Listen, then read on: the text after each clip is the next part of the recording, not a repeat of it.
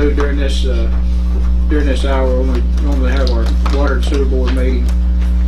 MTAS has conducted a rate study for us, and I'm just going to turn it over to the MTAS consultants. I'll turn it over to Ralph and let y'all take it, buddy. Thank you, Mark. Good evening. It's a little chilly this afternoon, and a little soggy, but it's fitting. We're talking about water and sewer. It's nice to be with you this evening, and I want to express my appreciation to Mark and Chris. They've been very helpful in providing us information to help us have the foundation of the information we need to evaluate your system and give you some insight into the cost of the operation and the funding mechanism for how the plans are being expressed for the future growth. As I understand it, Chris told me that you've received a letter from the state. We're going to talk about why you received the letter. That's going to be the crux of the initial part of this, is to talk about the condition of the water and sewer system as it exists now.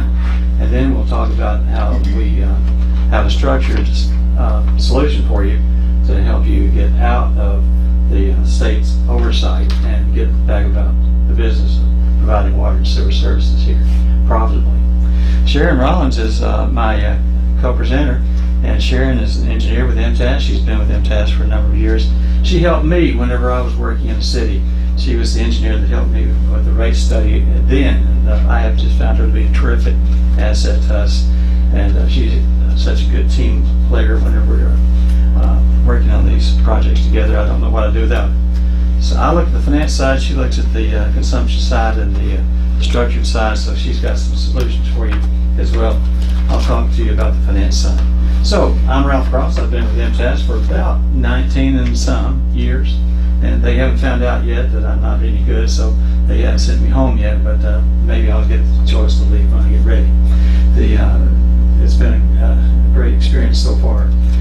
Sharon can tell you a little bit about her and beyond what I have shared with you. We looked at the audits for the financial condition for the last couple of years, and your audits are no longer quite the audits are a little difficult now. They don't give us all the information that we need. They do a lot of summarizing, and so what we've tried to do is take the summaries and match them up with your financial statements that are provided by the city. So what I've got for you here is numbers that are expressed in a way that we can compare the past with the future, with your budget, where you want to go. So it's not exactly the numbers of the audit, but it's really close. The auditors do some assembling and some combining of some numbers, so sometimes we have to do a little bit of interpreting to find out what they've done. But we've got a good foundation of your revenues and the stream of revenues, and we've got a good feel for your expenses too. So we'll just start. As we go forward, MTAS's mission was to prepare a multi-year financial analysis of your system. So we looked at the past to get a historical perspective, and then we were looking at the future to help see what the current situation is, and then to take you to a place you need to go. So we're going to consider the financial impact of implementing the capital investment plan. You've got an aggressive plan for some improvements in the system in water and sewer, and we want to calculate the cost of those by putting that infrastructure in the ground, as well as what's going to happen to the cost of depreciation when this goes online, and then there's going to be some debt issued to make the system funded. So we're going to evaluate the cost of debt and depreciation that's associated with these improvements, so that you'll see how the impact. Whenever you buy a car, a new car, that's great. You see on TV, they got all those the roads all banked for you, and the buildings float out of the way, and everything's wonderful. And when you buy that car and take it home, well, that stuff doesn't happen. And if you get mad and you want to take it back, what do they give you whenever you want to trade the car in about 2 months later? So what happens to your value of the new car that you just bought? It depreciates. So we're going to take and factor in depreciation, because once you put something in the ground, it begins to wear out. And that's a cost that's based on a formula, and it has to be covered by revenues by state law. So we're going to talk about the impact of that depreciation. And when you borrow money, what else do you have to pay back instead of the principal? You have to also pay back interest. So we're going to factor in some interest and the way we're trading those and principal payments. So just hang on to your hats, and we'll sail through this thing, and then whenever you're done, you can ask all the questions. And if you got questions as we go, please feel free to ask them. We'll just roll this out. Now, you've got an answer to EPA and TDEC and the Water Wastewater Financing Board. You've got assets that you're running that impact public health. So we've got some folks that are watching us very carefully to make sure that we follow all the rules. And you're fortunate that your customer base is growing very quickly. And we're going to talk about how aggressive that growth is and how it's benefiting you from the standpoint of the extra customers coming in. That's a real positive thing. So that's going to help with some of the solutions that you got. It's not all, but it'll help. So where do we start? Well, we want to look at the Water and Wastewater Financing Board's decision about profitability. What constitutes a distressed utility? You've got the letter. You've been identified as a distressed utility. So we're going to talk about what that means. So if you have bonded debt, if you have total net position, if you have change in net position, these are three categories of things that the state is looking at to figure out your financial condition. If we look first of all, the Water Wastewater Financing Board was established by the Wastewater Facilities Act of 1987. They've been around a while, and they've had a lot of utilities come in front of them and to express some declaration of some level of distress, and then solutions presented to them, which is they approve a plan to get you out of that distress condition. So what constitutes distress? Default on debt. That's not an issue for you yet. Deficit total net position? That's not an issue for you yet. But 2 consecutive years of negative change in that position, that's where you've become interesting to them. That's why you're under their oversight. You've had more than 2 years of a negative change to your net position. Well, the state of Tennessee decided as of last year that they have their own definition of what change in net position is. There's a group called GASB, and then there's the state of Tennessee's point of view. We're going to talk about those two presentations so you'll see what the difference is. When it comes to debt service, you have your scheduled principal and interest, and currently your principal and interest payments are only about 6% of your sales dollars. So 6 cents of every sales dollar is going to pay debt. That's just almost like not having any. That's going to have to change a little bit.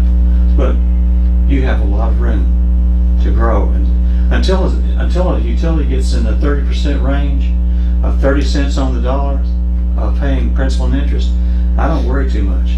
But I want you to start thinking about being concerned when it goes over 25, and when it gets to 30, really making some thoughts about what needs to happen. You're nowhere near that. 6 cents on the dollar.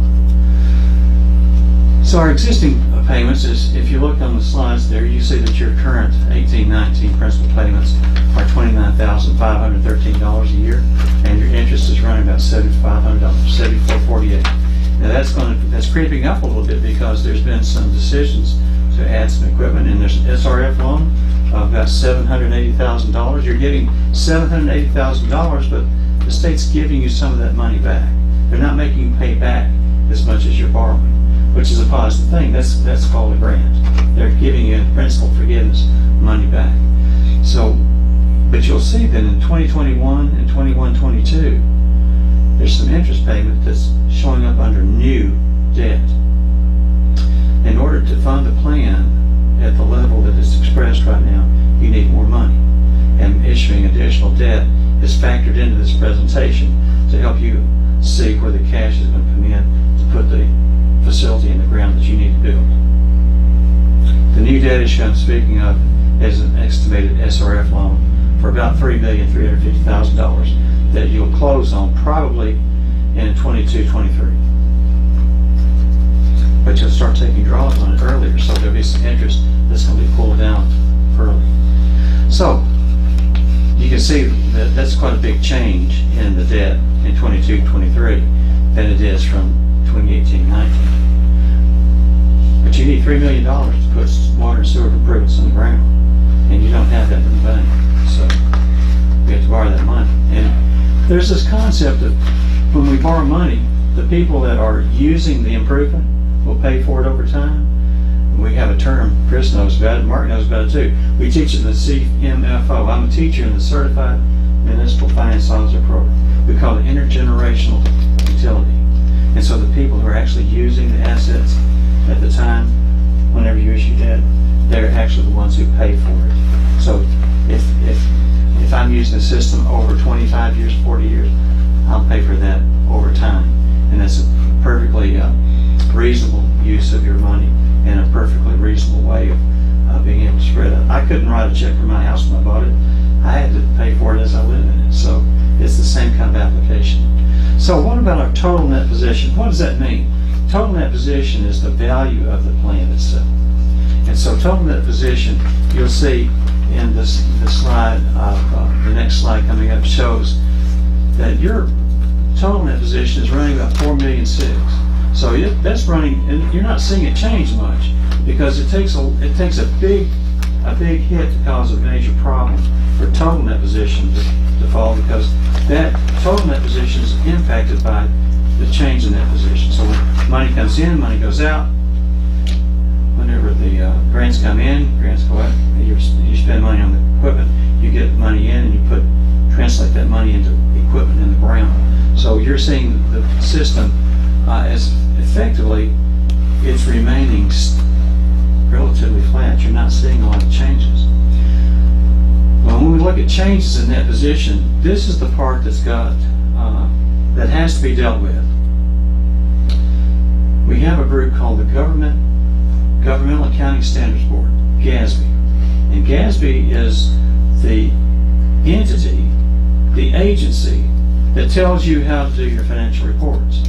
They are overseeing generally accepted accounting principles. They're the ones that tell us how we make our debit and credit entries. They're the ones that tell us how we deal with revenues, how we deal with assets and purchases and grants. They tell us how we do our accounting so that there's systematic and standardization of financial reporting for all the state and local governments. GASB has control of every government from the states all the way down. They don't have influence over the federal government, but they do have state and local governments. So counties and cities, utility districts, we all follow GASB standards. Well, GASB says our change in net position has been, for a number of years, an impact of their change in income, plus capital contributions and grants and things like that. And so you'll see that the items that change net position from GASB's standpoint: positive income from operations, positive non-operating revenue. For instance, if I have more interest in revenue than I'm paying, or more non-operating revenue than the non-operating expenses, that has a positive effect on changing that position. Grants bring money in for the purpose of building a plan. And contributions, we count contributions coming into the system. Even though it's not money, we put a value on a development contribution, we put a dollar value to that, and we count that as part of positive impact to the system. Well, you can't spend a donation, can you? The state of Tennessee, and what can I do with the grant money? Can I spend the grant money for anything I want in the operation? If I don't spend the money on that grant purpose, then I may have to give the money back for the grant. I have to spend that money just so, according to the rules and regulations that provided me the grant. So when we look at positive income from operations and positive non-operating revenue, that's money that we use in the system, however, but grants and contributions are limited. Then we have items that have negative effect on net position. So if I spend more in interest than I get in interest, or I get in other miscellaneous revenues, then I'm going to have negative income from operations, negative operating expenses. If I don't make money, if I have more operating expenses than revenue, I'm going to have negative income from operations. And if money's being transferred out, that has a negative effect. That's how GASB sees changing that position. But the state of Tennessee looks at it a little differently.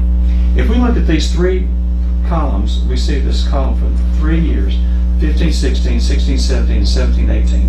We're dealing with financial statements from the town of Chapel Hill, but you'll see your operating revenue, $601,717 in 15-16, 16-17, $571,638, 17-18, $546,040. What do you see in those 3 years? What's the trend on your income, on your revenues, your operating revenues? It's going down. Operating expenses, on the other hand, are what? Going up. 647, 723, 872. So that's showing that your operating income is negative in 15, 16 and growing in a negative situation. It's less and less each year. So I've got 45, then I have 152, then I have 325. So if my operating income is not enough to overcome expenses, then I'm going to have, I do have some help though from non-operating revenue. There's a cell tower revenue, and you have very little interest that you're paying currently. So you're seeing some positive effects from non-operating revenue, and at 21,000, 14,000, and 18,000 respectively in those 3 years. But the income and loss before contributions, and that's where we're looking at. That's one of the criteria that's very important to you now, and that is a negative 24,000, a negative 137,000, a negative 307,000. That is unsustainable. You can't keep going in the red. That's like living on a credit card. You're spending more money than you're getting. That's not. There's no day. A day of reckoning is coming. Now, I want you to notice the capital contributions. You had 84,000 in capital contributions in 16-17 and 287,500 in 17-18. You see how that is offsetting the losses that you see on that income before contributions. So my change in net position, from Gatsby's standpoint, what Gatsby says, my change in net position went from a negative $307,000 to $19,768. That's not too bad, is it? But what can I do with that capital contribution when I can't spend it for anything I want? It has a specific purpose. All that's doing is hiding the fact that we've got an income problem. So the state of Tennessee last year said, well, we need to look at something else. We don't need to look at that because grants and contributions are hiding the fact that we're not having positive income. When we look, there's no bottom line when you're looking at change in that position. The bottom line is hidden by contributions and grants. It takes away the seriousness of not having enough operating income. So the state of Tennessee does not look anymore at Gatsby's definition of change in that position. Gatsby looks at the state of Tennessee looks at income and loss before contributions. So we're right back up to that more serious loss number. I've gone through that pretty fast. I don't want to lose you because it's important that you understand that the state is looking at a different number now than they used to, because they want to make sure that you're making operating income. So we have to look at this when we talk about our solutions, not the change in that position that's at the bottom. So, you see the state of Tennessee's changing that position. I'm sorry, my laser will not work on that television. The state's changing that position, 24,000, 137, 307. Gatsby's changing that position, 24, 52, 19. We have to look at the top row, not the bottom row anymore. So you see that red, if numbers aren't your thing, a graph tells a lot in just a small picture. You can see that that is a growing problem in the wrong direction. So, you're experiencing losses. What else is happening? Well, we've got capital improvements we need to make. And looking at capital improvements, you've got in 2020, in fiscal year 2020-21, $1 million of planned improvement in the water department. And then in 21-22, another $1 million in planned for the improvements for the water department.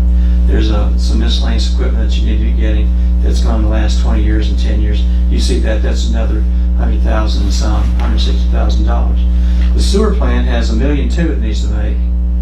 And so we've got $1 million, $350,000. So we've got some improvements we need to make in the sewer system, and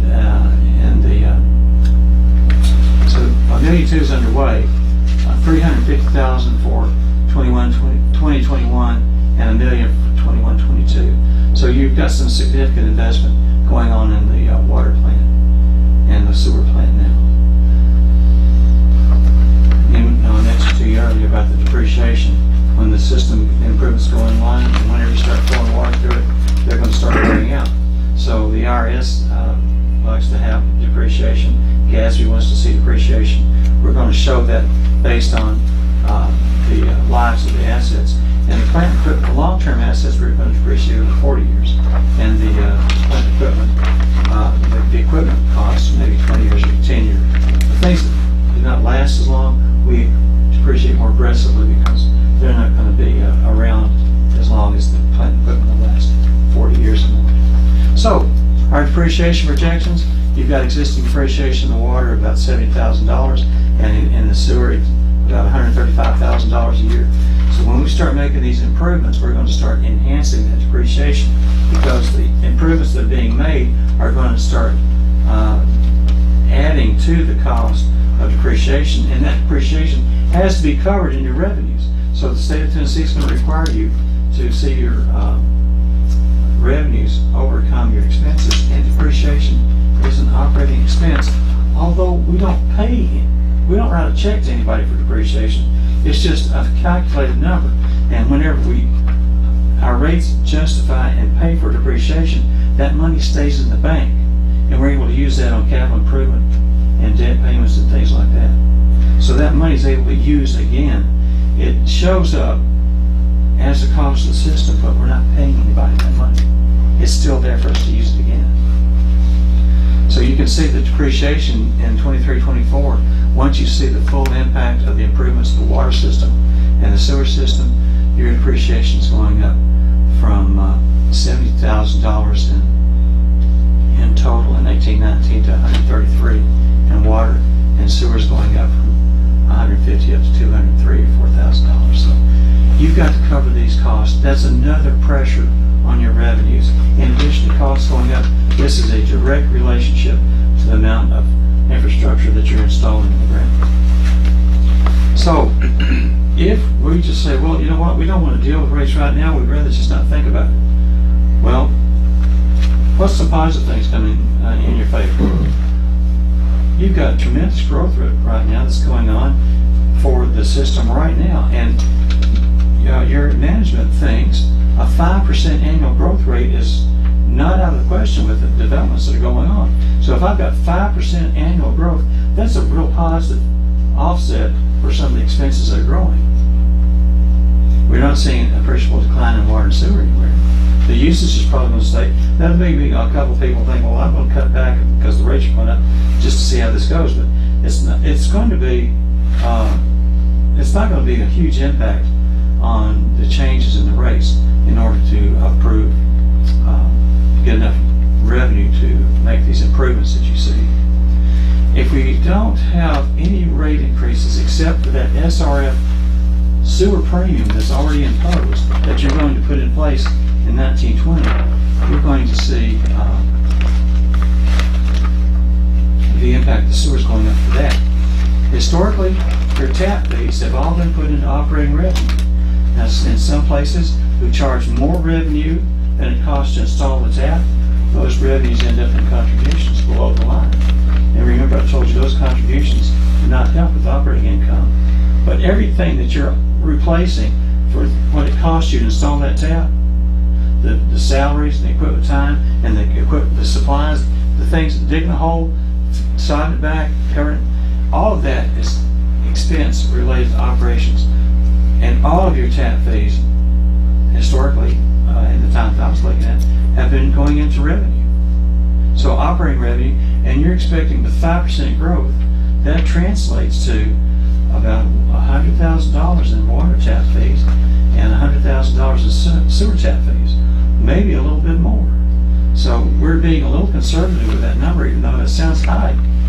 With the 5% growth in the dollar value of the taps, that's a number that looks like it's going to be justifiable for the next 5 years.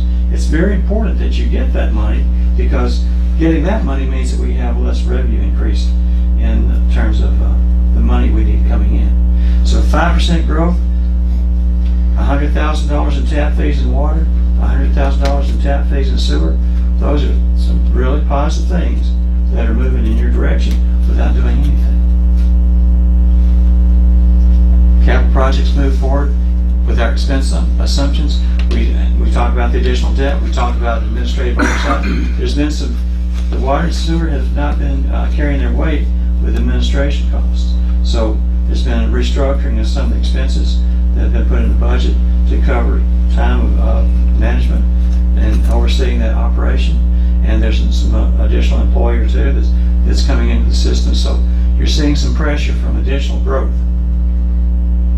Salaries going up 2%, purchased water going up 4%, insurance probably maybe upwards of 6%, utilities cost you 3%, and others 3% on like pipes and supplies and repair and maintenance and things like that. These are all ballpark numbers, hoping to try to account for the fact that things are going to cost more over time. So water and sewer utilities have been experiencing losses since the last 3 years we were looking at. The losses are growing larger each year, and it looks like it's going to continue that way. You've seen rise in costs to purchase water, operations, fees, and depreciation. So what does that mean? It means revenue is insufficient to cover the operating expenses, and without additional revenue, well, it's been painful. And with the state's new requirement on what they constitute as changing that position, and in the law it says that you have to have a positive change in that position at least every other year to stay out of their oversight. And you've had 2, maybe 3 losses in a row. Without additional grants and contributions. Now here's what's funny. You're going to see, I want to show you this. There's a lot of lines on that page. The red line is your operating expense of historically where it's been and where we're projecting it to go. The black line is the revenue that you're generating. So the black line, you'll see, rises up a little bit with the impact of the sewer, but it's not quite enough in future years. The expenses exceed. So we've got, and there were some, in that little pyramid you see right in the middle of the page, you had grants coming in. There were $300,000 or so total grants, 276 and 84. There's some grants that came in to help you. So you see the blue line at the bottom, right at the zero axis, the x-axis. The blue line is actually showing above zero because those contributions and grants were helping you from Gatsby's point of view that you had a positive change in that position. But the green line shows your income. And the green line is the one that we have to deal with. And without any grants and without any contributions, you see that the green line and the blue line overlay each other, and they're both headed south. Are you following me? So, once again, just another way to look at the blue line. It came up for you one year because you had those contributions. But the reality of it is, we've got to do something with the revenues. So if we don't do anything with the revenues, the green, the $500,000 that you had in the bank in 15-16 is going to be not as much in 19-20. If you'll notice, you're going to be looking under some cushions to try to find some cash. It comes up a little bit maybe in 21-22, but it's going to fall off again. So cash has to be looked at too. Cash is a result of income, and within the income is covering depreciation, and depreciation is not a check written to anyone, so it helps you along the way, but depreciation itself is not enough to help you with your cash problems. You're going to have serious cash flow issues. So what's our suggestion for the answer? I'm not talking about this bad stuff. Let's talk about the solution. What do we need to do? Well, we still have the 5% annual growth. That's good. No depreciable decline in water and sewer. We've got SRF premium going in this year and next year, so there's going to be automatic increase in the sewer because of SRF's requirement for you getting that loan. We've got the tap fees, $100,000 a year for water, $100,000 a year for sewer. We've got to adjust our income though. You remember the green line was well below zero. So an increase of 30% in the water starting in January, and 20% in sewer starting in January is the way to begin, and then another 15% in July in water. Sewer begins a maintenance of 3% annual increases a year. And in 7120, water begins annual 3% maintenance increases every year for the foreseeable future. If you do this, we think that your capital projects can be funded with and pay for that debt, the $3.35 million you need for debt, and the expenses for oversight will be included and the additional employees can be covered. So we still have the same assumptions for expenses.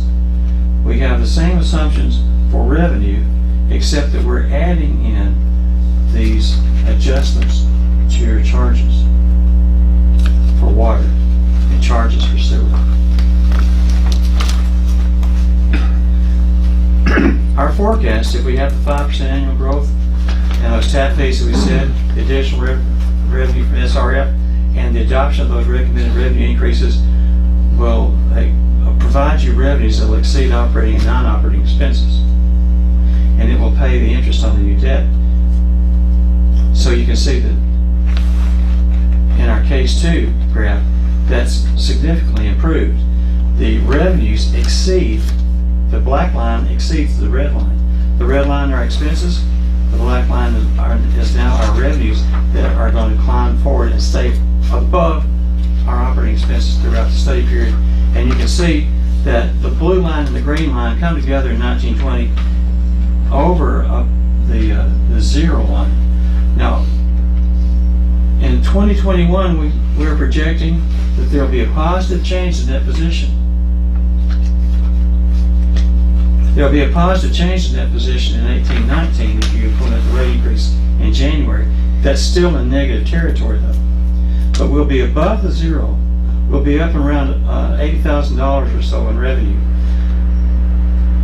And then the next year it'll go up again and we'll see a positive change in that position, which is a positive thing for the state. The next year it may drop down a little bit because we're seeing additional pressure on the expenses.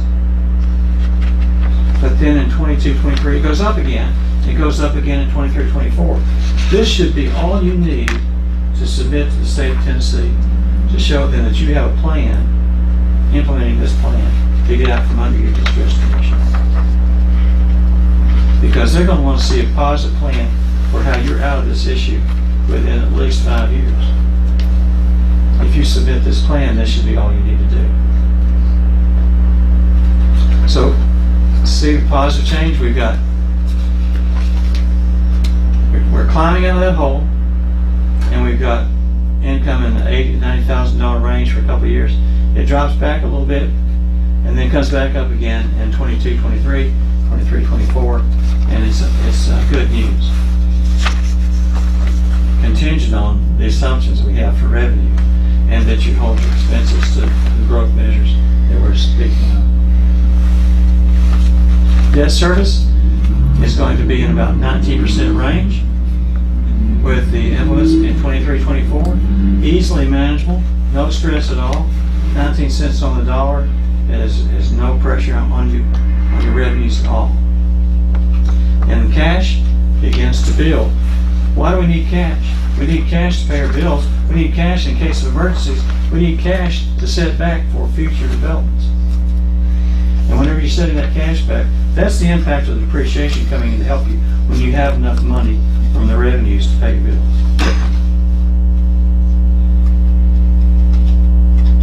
Any questions about where we've been? Now, I think it's time. Is it time, Sharon? Would you like to speak to the structure? Sure. Thank you.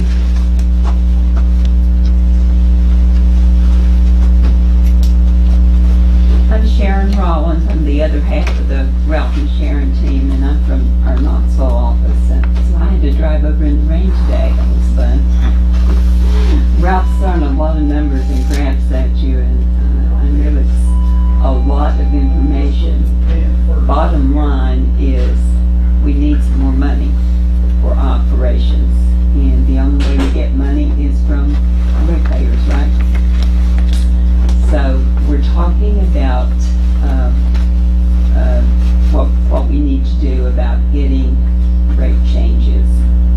And to do that, I like to start with looking at your usage and the number of customers and whether they're inside or outside, small users, big users, that sort of thing. The fact is when you're looking at cost, costs really don't care if it's a single family home that the wastewater's coming from or a family of 5 or whatever. It costs the same amount to treat the water and get it there in the first place, and then to take the wastewater away and treat that before you discharge it.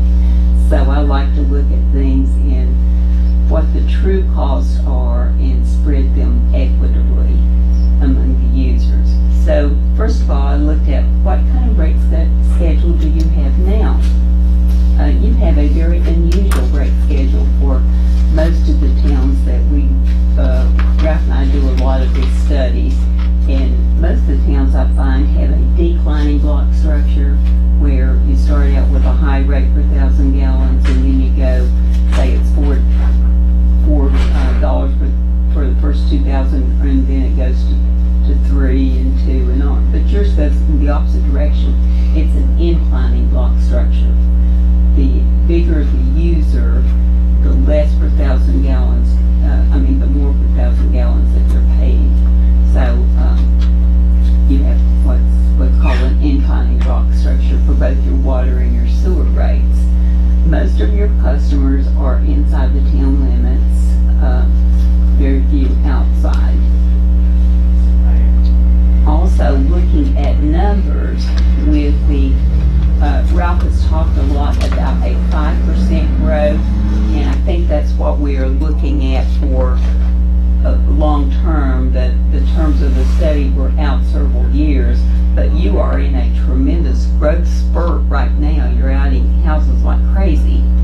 So we're at an elevated rate of growth right now. Don't know how long that'll last, but we're expected to end this fiscal year with about 720 or so water customers and 580 sewer customers because of your aggressive growth that you're experiencing. So what do you do to get more money? Well, I think what most towns do is that, okay, we need 25% more. So we just take our current rates and multiply that by 1.25 and that's our new rate. And you can do that. And what Ralph has shown you, and when you go back and plow into these numbers and really think about them, is that you're going to need a 30% effective rate increase starting January 1 of 2019. So that's just a couple months away for your water, and then another 15% next July. So that's 2 hefty increases right away. And we think that once you get on a sound footing, then marginal rate increases through the years just to stay above or with the cost of living will be okay. But it's been a long time since you've had a rate increase, so remember all those red bars down below the zero line, you're in a hole.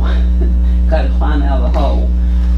So that's why it's going to take some hefty increases right away to get started. And that's even with your big growth that you've got going on. If you didn't have the growth going on, then we'd be talking astronomical numbers, okay?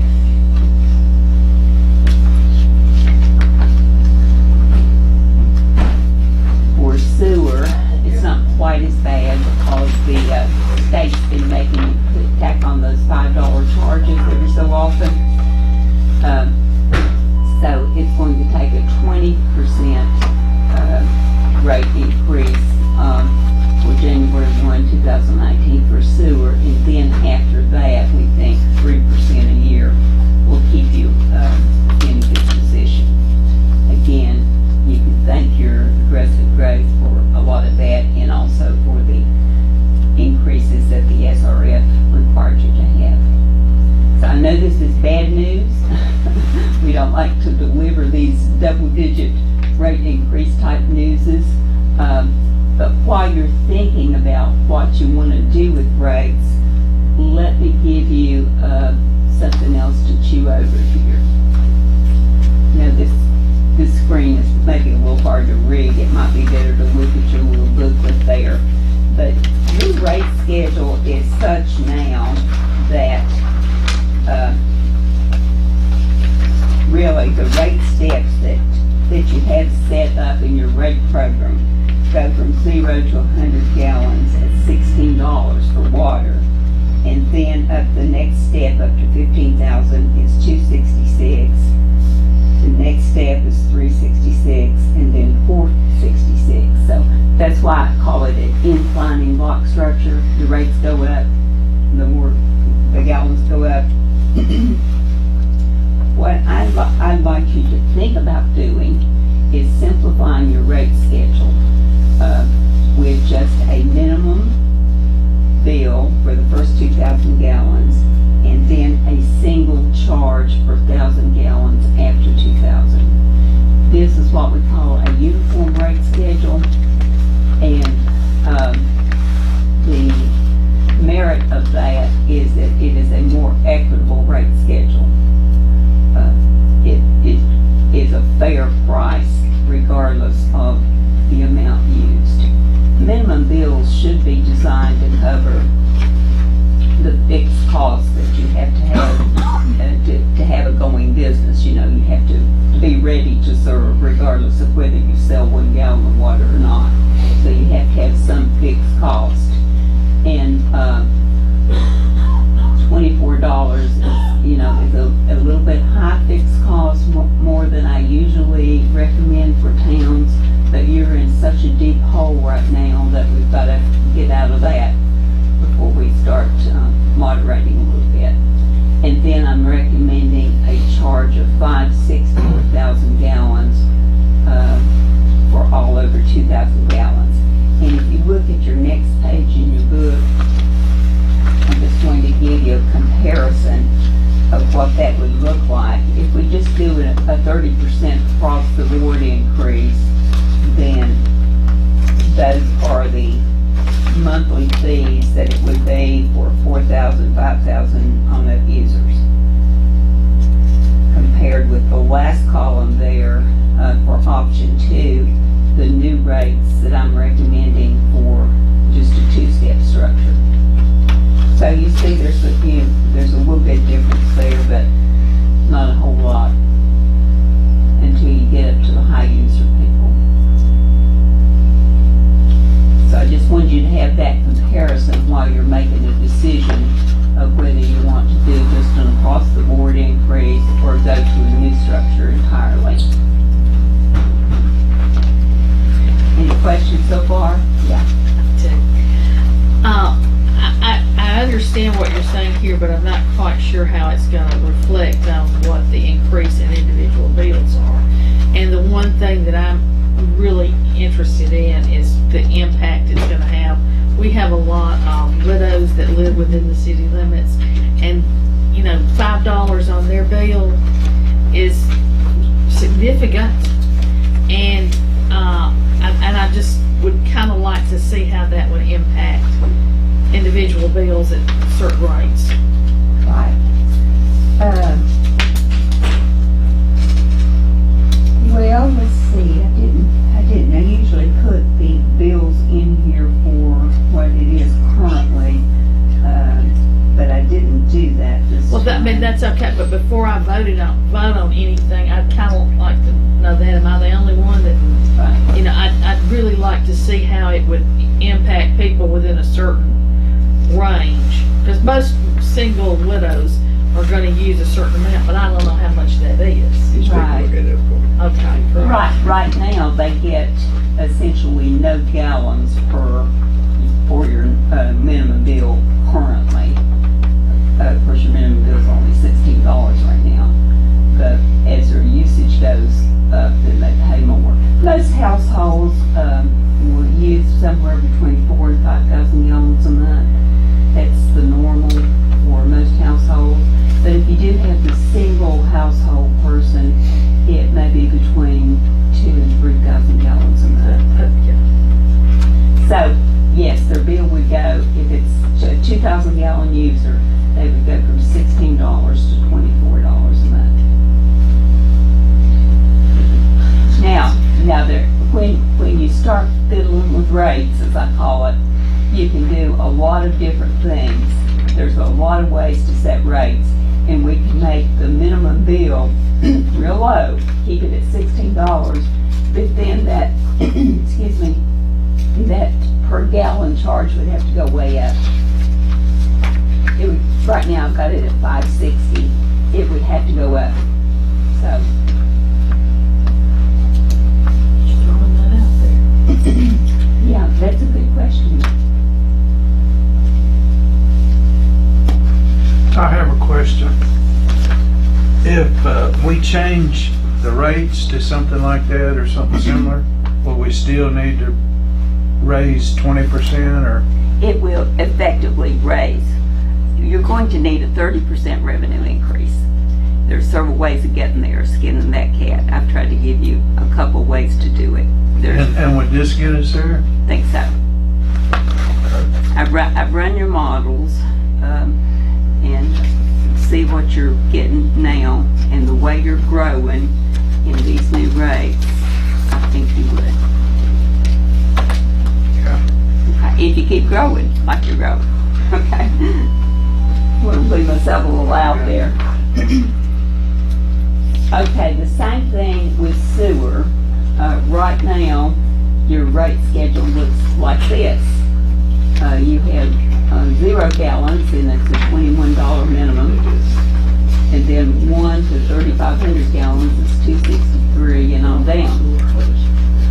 Now, this is a little bit better news because if I'm keeping a two-step structure in place, and I try to have parity between water and sewer and keep some kind of relationship going between what the water rates are and what the sewer rates are.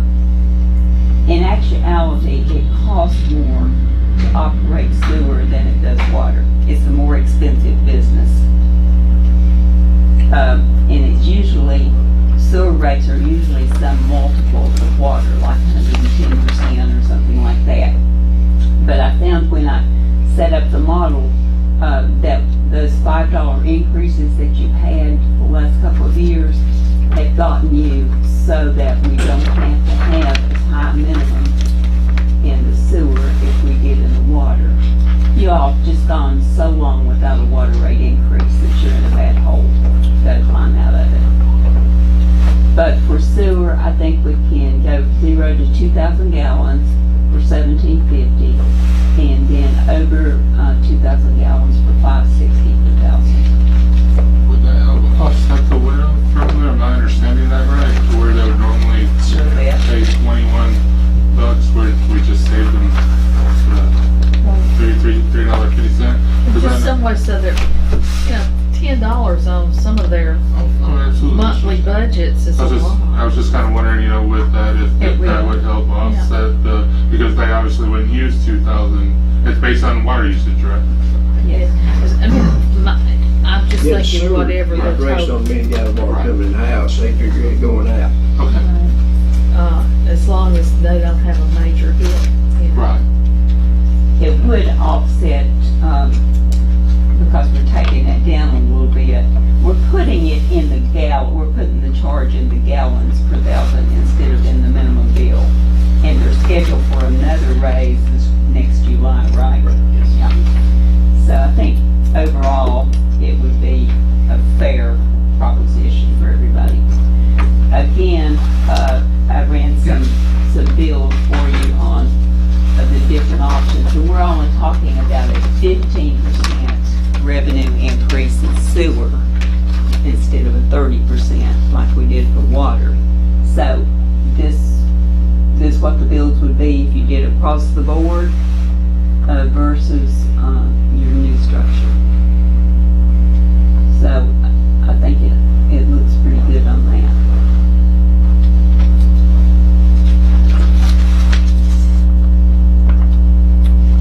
To ask the question, and maybe stupid, but still I'm gonna ask you anyway.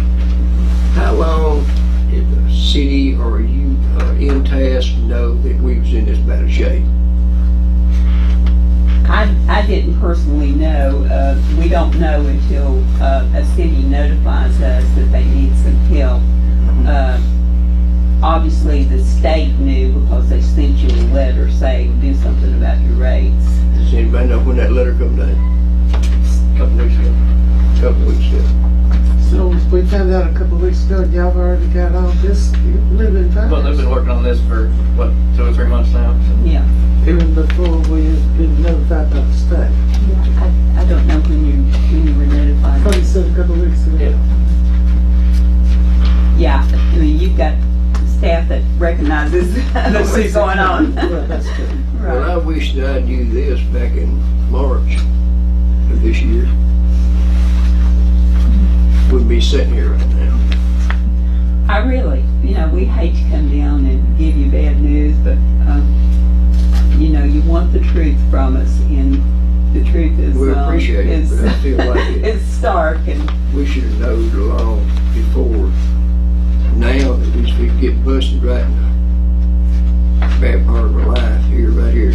First year, and then I'm going here and tell grandmama out y'all that I'm fixing to double her water rates, or whatever it might be, and I'm gonna raise her up $20 a month on her water and sewer rates, and she gonna turn around and tell her grandson, her daughter, or her husband, her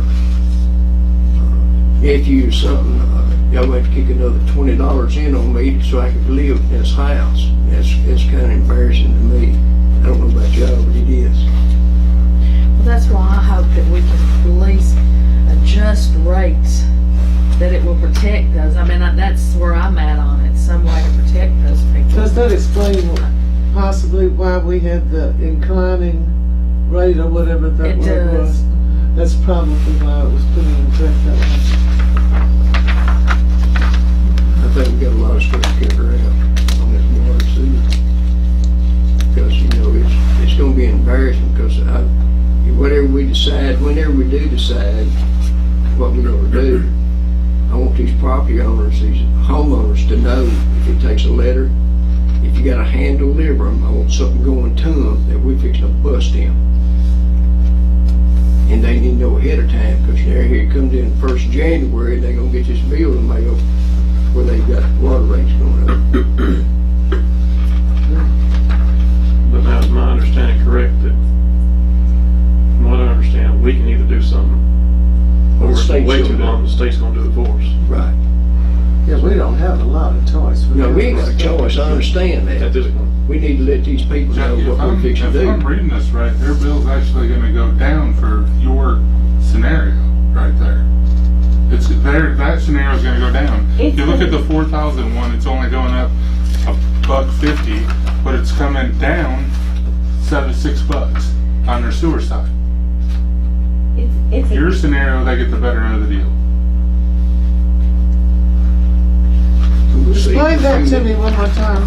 The water here. Okay. If you look at the water bill, it's just 4,000 gallons, it goes up $1.50 something. Where'd you get the $1.50? Oh, for That's the what the different increase slab. is. Oh, Then if okay. you flip to the sewer side, it actually goes down for those folks. Okay. So they get the better end of this deal. But these are different options. This isn't what we're paying now, is it? Yeah. That's the current rates, yes ma'am. Because those two are the increase options. yes. Increase option 1 and increase option 2. Those Right. aren't, That's not what they're paying now. those aren't fair to what No, they're paying I now. didn't put in a column for what they're paying now. You really Oh, don't have a okay. choice, you've gotta I'm do sorry, I something. misunderstood. Oh, we understand that. We Yeah, you've understand gotta that. do something. And once I know you're not responsible for what past decision makers have done, okay? So, once you get it fixed, that's why Ralph and I are saying, go up 3% a year, 4%, whatever a year that you need to keep it on even keel, because people don't notice those kinds of increases. Now, when you get to double-digit increases, they're going to notice.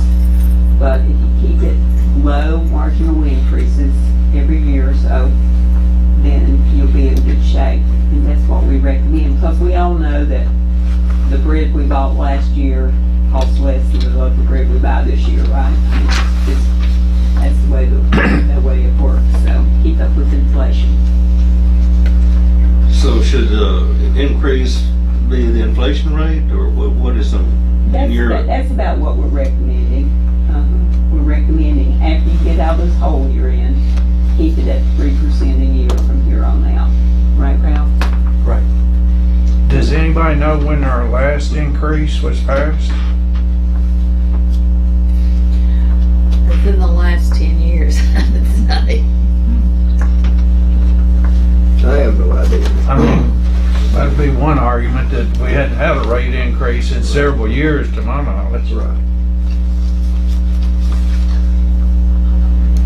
I want to ask you a question though. I understand you're looking at it two different ways. Is if the money's not coming in, but we got money coming in other ways, but we don't count that. Do we have to seriously increase all of it at one lump sum? You can't do it in 3-month increments within the next 6 to 7 months. No, when Because you we're not like do, broke. We've actually said we're in pretty good shape, so we're not like desperate broke. No, you're gonna run out of money in about 18 months. And that's what I'm saying. The next 6 months, though, could we have that increase? Do you have to go? you know what, when you do a rate increase, you're gonna make people mad. Yes. So how often do you wanna make them mad? This is a bad time right now. I'm just wondering. I'm- Asking a simple question. We Yeah. still let them know. It's not But the last time. it's We're your gonna raise it decision. up 20-some% now, 30%, whatever it Yeah, says. twice. And then we're gonna turn that 3% every year. We can do 15% For more. the next 3 years. That's right. Yeah. Eternity. Eternity. Well, some of it's accounting That's in 45%. certain ways as to how much we put salaries for 22. Because we probably budget 50,000 for 2 salaries. Well, yeah, historically, the salaries were misproportionate. You had a lot of water and sewer salaries run out of the general fund when in reality it should have been out of the water and sewer. Well, I'm saying that we put 50%.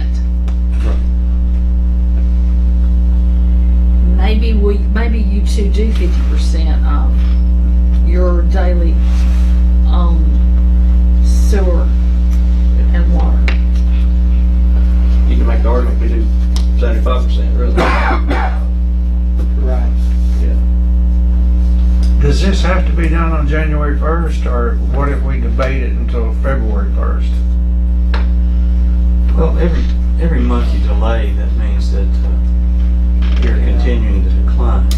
So the impact of the revenue that we project coming in January does not arrive then. If it arrives in February, that means we're starting a little bit lower on the scale. It doesn't mean that you won't get there eventually. It's just that when you change anything, it changes. It's like baking a cake. You know, if you change the measure, it's going to be a different cake. I can't tell you what exactly without running an analysis. Well, I guess my question is, if we waited till February 1st, is the state gonna come charging in here? And No. But what they'll do, they've sent you a letter. I think, did they invite you to Nashville yet, or they just said that? Close to it. I had a conversation with John Greer one day last week, and I anticipate that I'll be taking a trip to Nashville. Well, they'll be looking for you to provide some solution right away. It may not be when you walk in there the first time, but the thing that bothers me is that your cash is declining quickly. And profitability is one thing, but not having enough cash to pay your bills, and that's a bad situation to be in.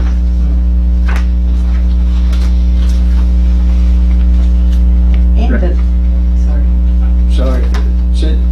Ralph, could you touch on a little bit the changes that the comptroller has been making over the last couple of years as far as how we account for water and sewer versus the other funds, and the trend toward that separation? Yes, the state, over the last 3 years or so, I made a presentation at the Government Finance Officers Fall Conference a couple of years ago, and sharing with the attendees there that John Greer in particular, who's the representative that works with you, that is your interface, your liaison with the Water and Wastewater Financing Board, had been sharing with me that the state of Tennessee is going to require water and sewer to stand alone at some point in the future. Now that was 3 years ago, it was imminent. This is 3 years later, it hasn't happened yet, but it's going to happen at some point because there's a lot of pressure on the state to make a separation, to make sure that water stands alone and sewer stands alone. Because the state of Tennessee, in the law, TCA says that your public works projects will be financially stable and they can withstand their own. Well, when water and sewer, although they're both dealing with water, there's two different applications. Water's processing for us to drink, and sewer's processing the water to go back in the ecological system. So they're going to separate those. And Sharon already mentioned that sewer costs more to operate than water. Water, you put a line below the frost line and pump water up in a water tank, and you got pressure.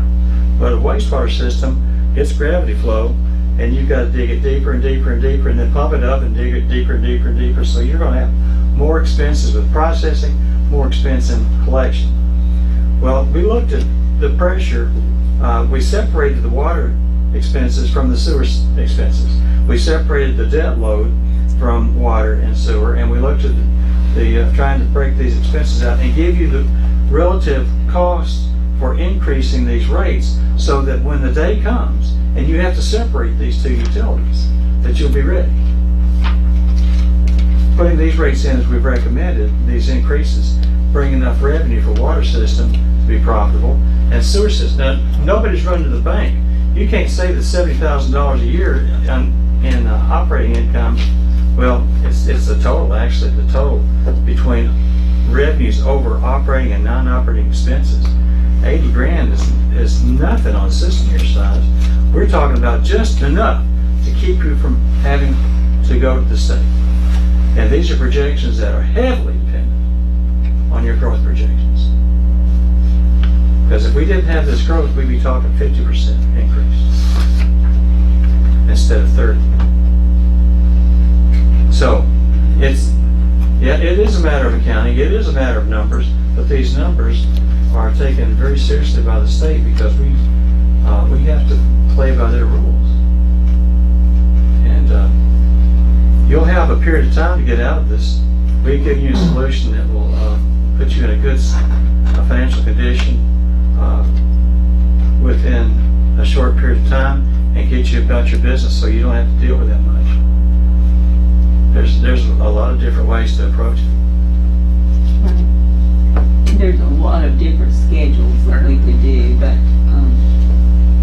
you know, if I gave you 10, then you'd be very confused. This is probably confusing and hard enough. But if you want us to run different options, we certainly can. I'd like to see one where we come down on that on the base rate just a little and up on that simplified water rate, and I think that would accomplish some of what they've been talking about, which is it would lower it just a little bit more for the low users, you know, for some of your people who may be relying on Social Security and whatnot, but you know, the more you use, the more it would cost you at that point. So if we could look at just an adjustment, you know. How far down you want to go? Just, you know, look at a couple of things I would say from if we stayed at 16 and took the you know, the water rate up from, what is it, 5 something to 750 or whatever it would have to be to make up the difference,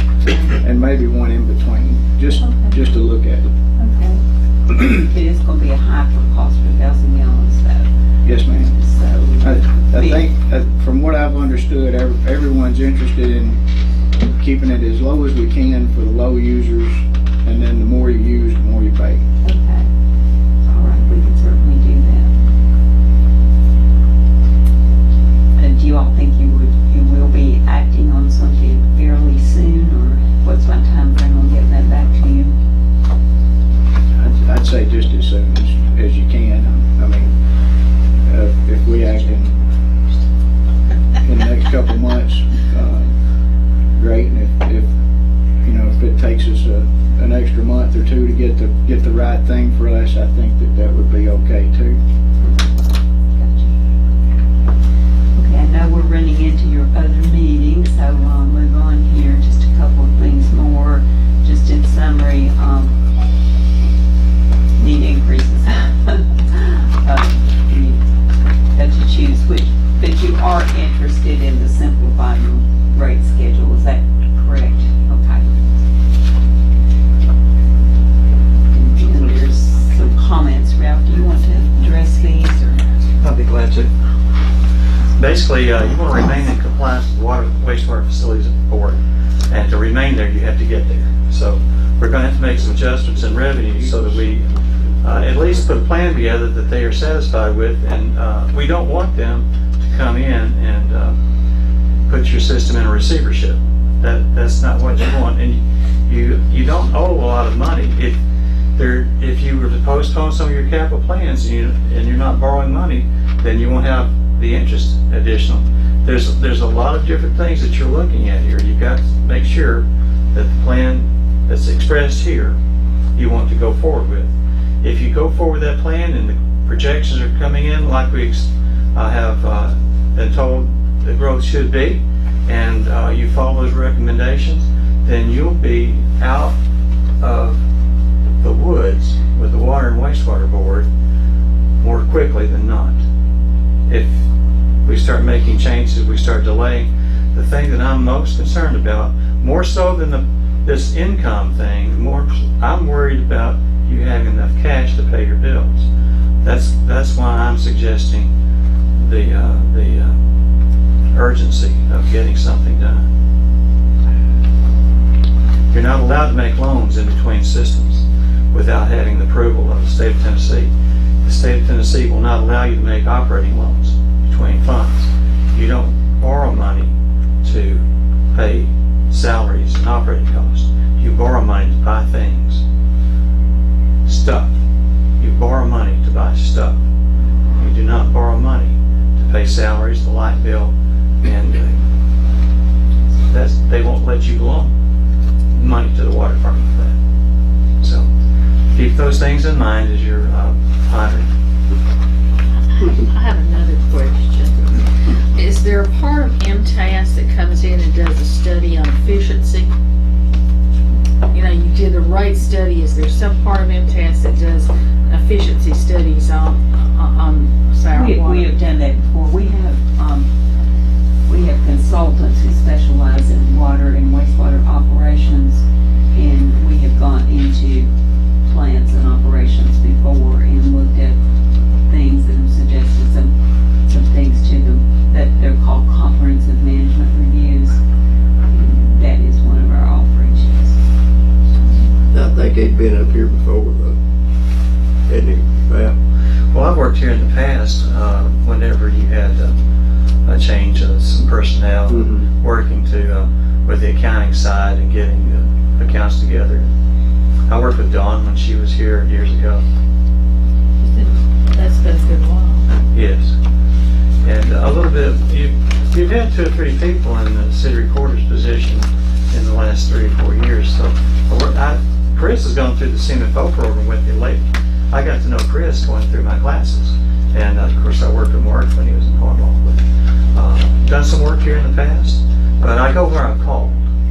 And I do a lot of teaching. So I don't just go out and ask for work. I have quite a bit of demand on the teaching on in particular, and these studies take time. Particularly the way the financial information is now presented to us, it's not as concise as it used to be in financial reports. We have to do a lot of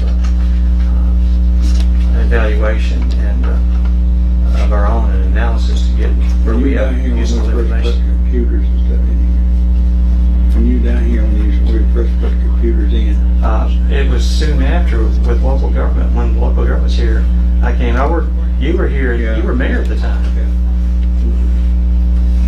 Yes, sir. I thought I was recognized, but I couldn't. Well, it's been a couple of years, and my hair is different color now than it was. What's left of it?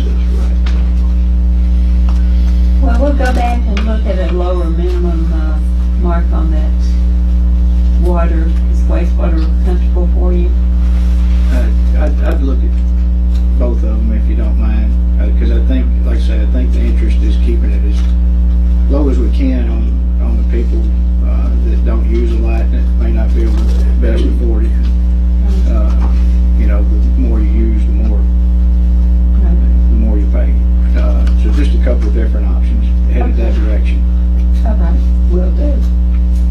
Well, thank you all very much. Good questions. Thank you for doing this. Thank you for y'all's time.